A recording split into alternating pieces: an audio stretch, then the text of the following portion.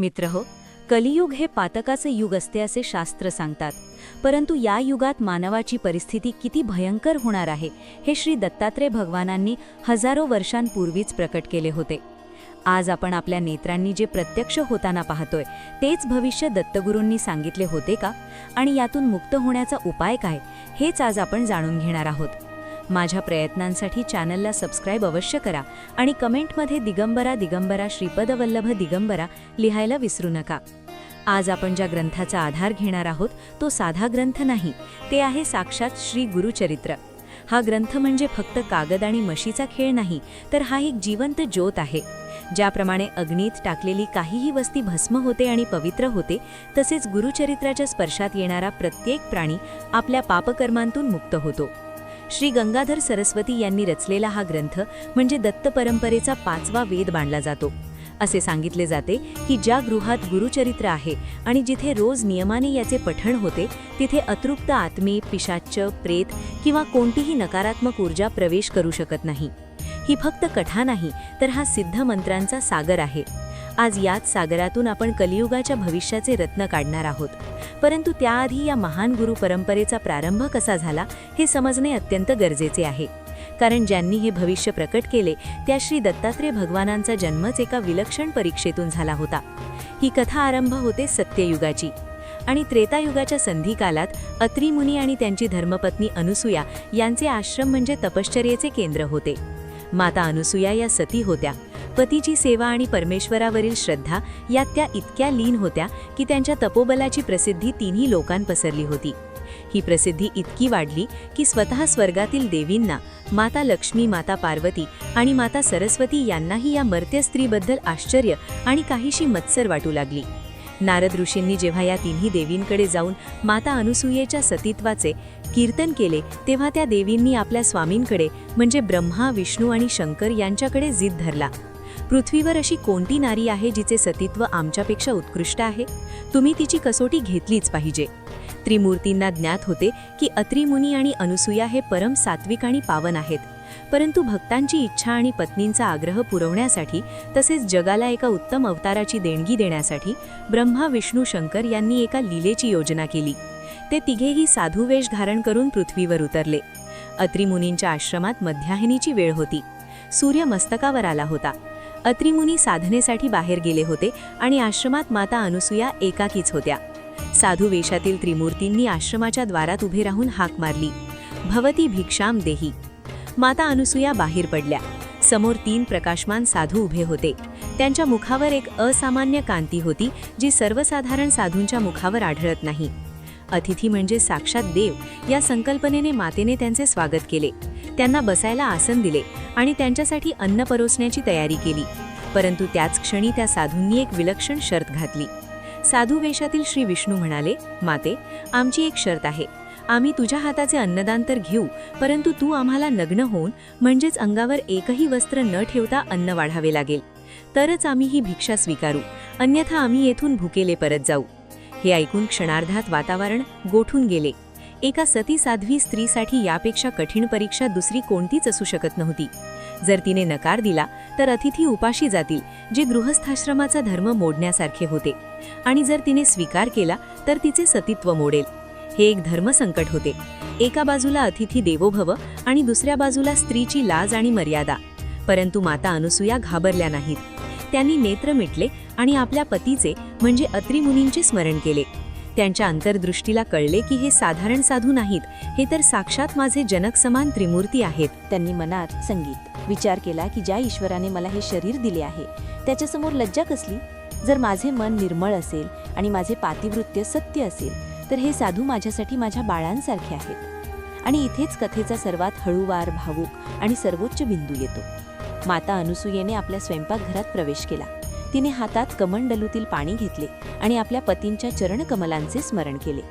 तिने ते पाणी त्या तिन्ही साधूंच्या अंगावर शिंपडले आणि उच्चारले, जर माझे पातिवृत्य सत्य असेल तर या तिन्ही साधूंचे तात्काळ 6 महिन्यांच्या बालकांमध्ये रूपांतर होवो.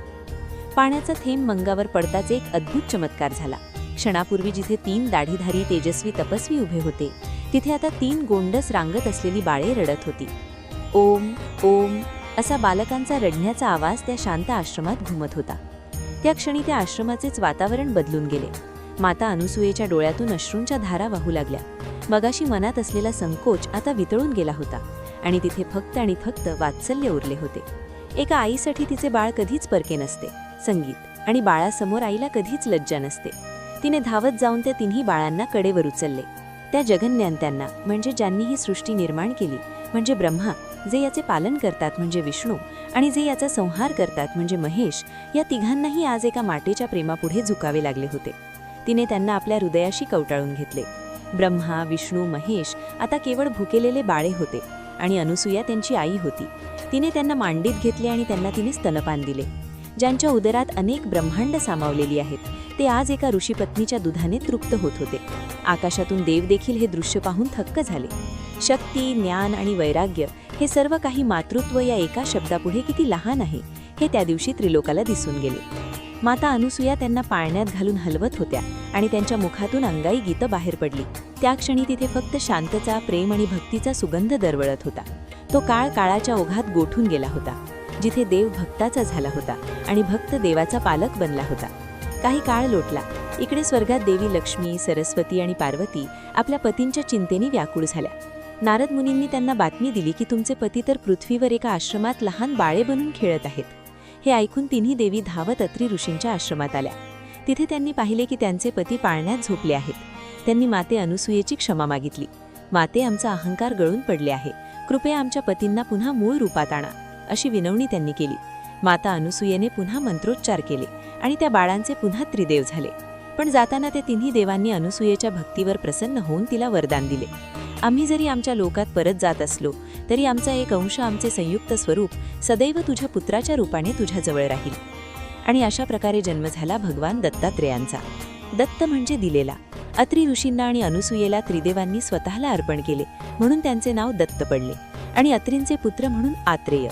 भगवान दत्तात्रेयांचे स्वरूप हे विश्वातील सर्वात रहस्यमय आणि अर्थपूर्ण स्वरूप आहे. त्यांना 3 मुखे आहेत, जे ब्रह्मा, विष्णू आणि महेश यांचे प्रतीक आहेत. म्हणजेच उत्पत्ती, स्थिती आणि लय यांचे एकत्रीकरण आहे. त्यांना 6 हात आहेत, ज्यात शंख, चक्र, त्रिशूळ, डमरू, कमंडलू आणि जपमाळा आहे.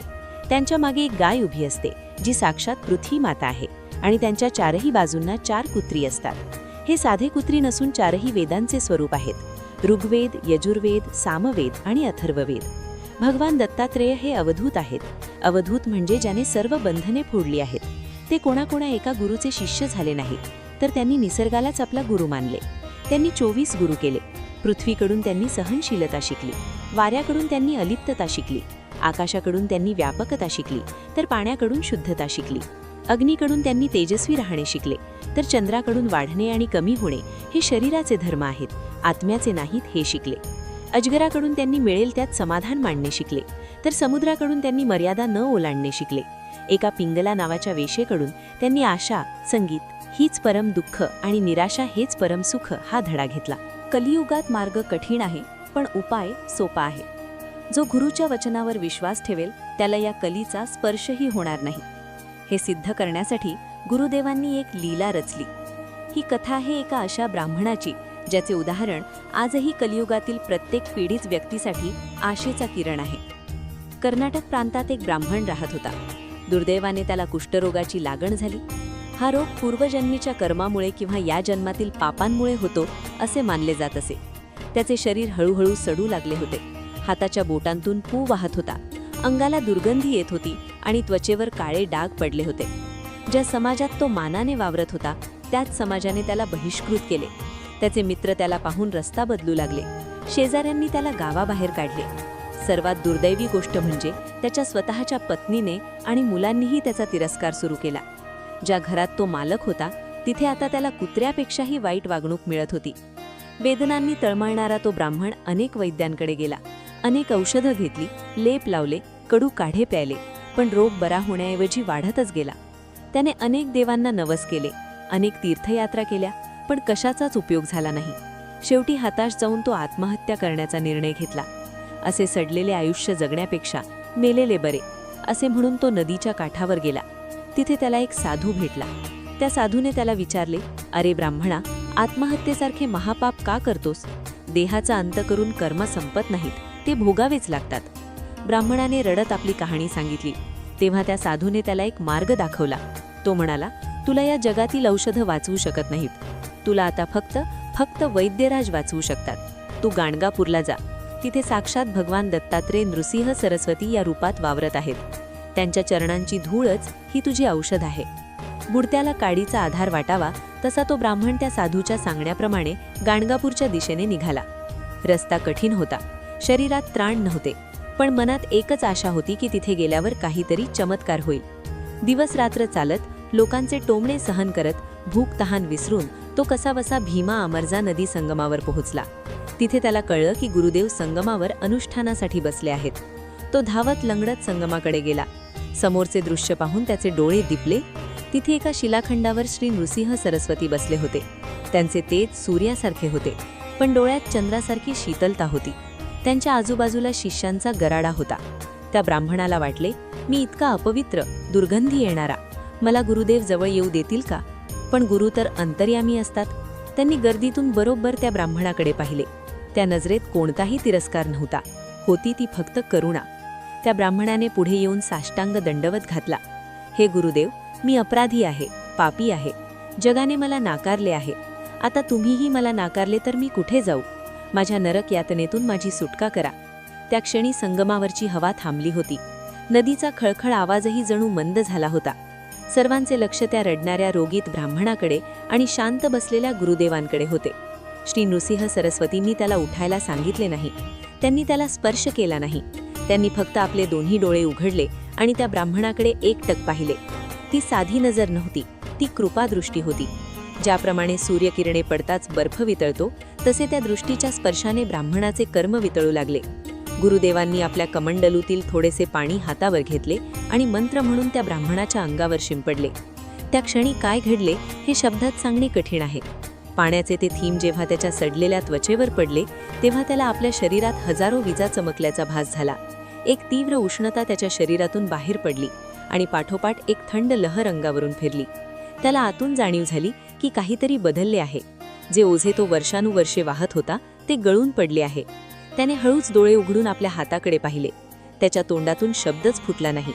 जिथे मगाशी जखमा होत्या, पू वाहत होता आणि त्वचा काळी पडली होती, तिथे आता सोन्यासारखी चमकणारी तेजस्वी त्वचा होती. त्याचे बोटे सरळ झाली होती.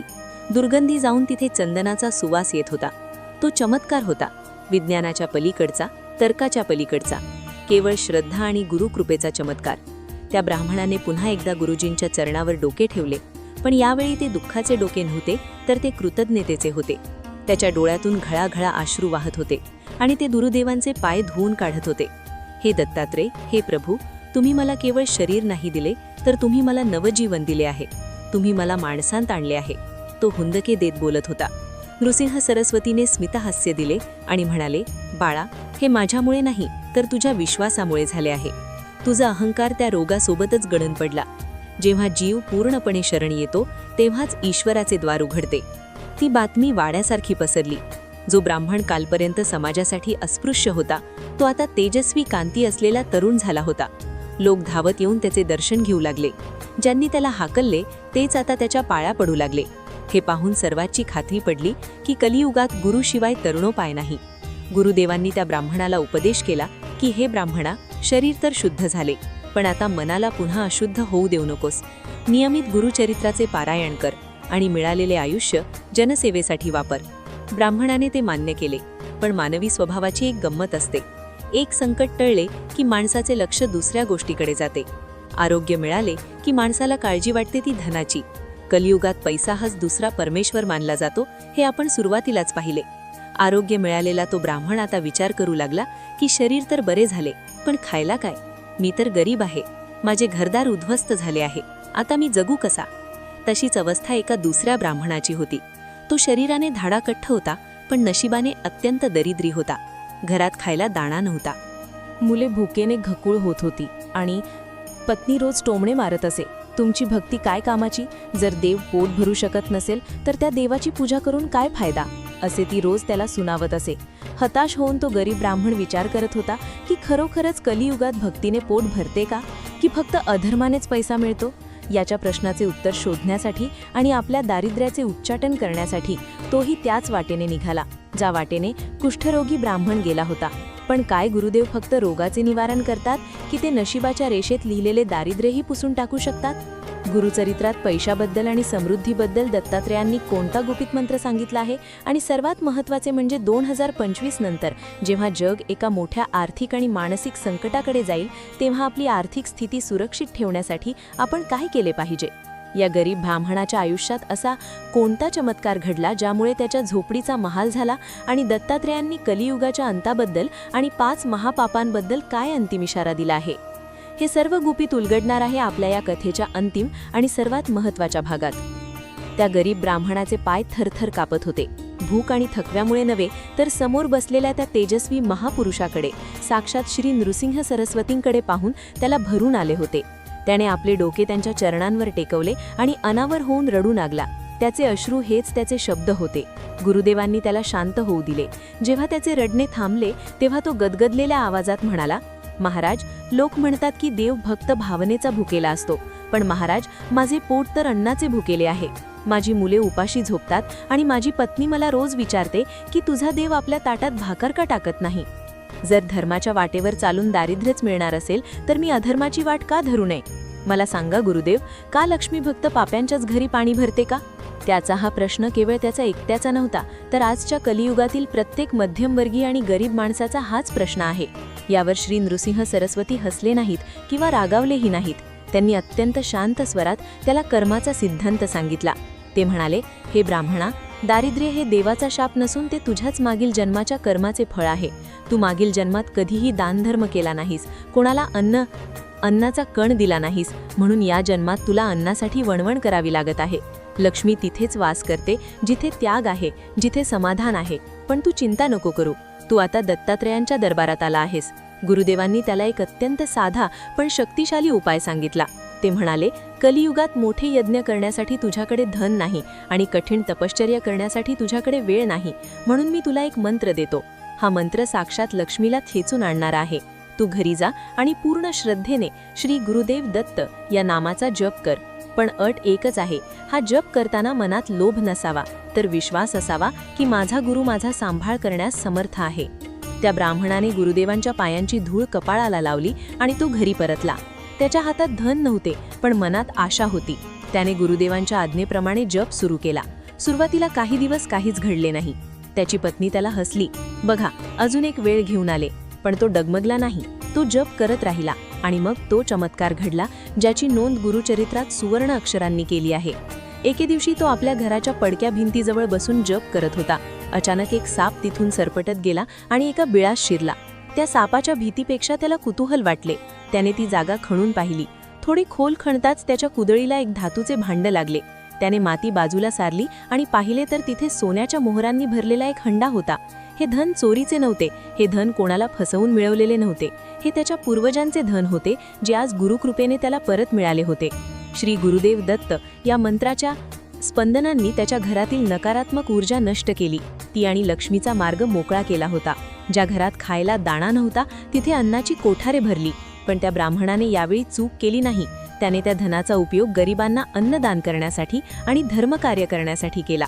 मित्रांनो, या कथेतून भगवान दत्तात्रेयांनी कलियुगातील माणसाला एक मोठा संदेश दिला आहे. पैसा मिळवणे गैर नाही, पण तो नीतीने आणि गुरुकृपेने मिळवला तरच तो सुख देतो.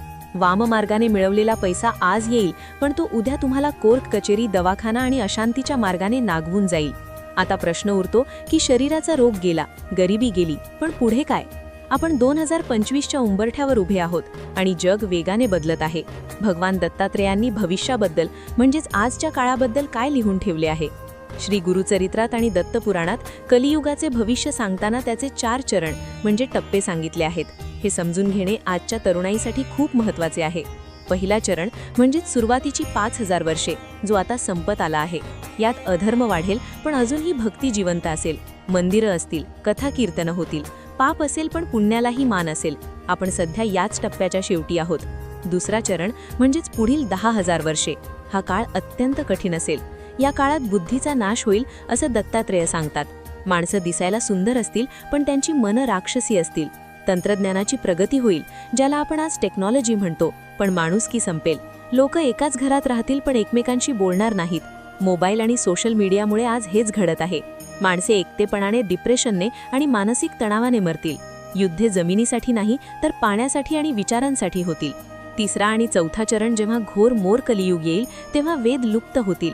गुरु हा शब्द फक्त शिवी म्हणून वापरला जाईल. आईवडील आणि गुरु यांचा सन्मान कोणीही करणार नाही.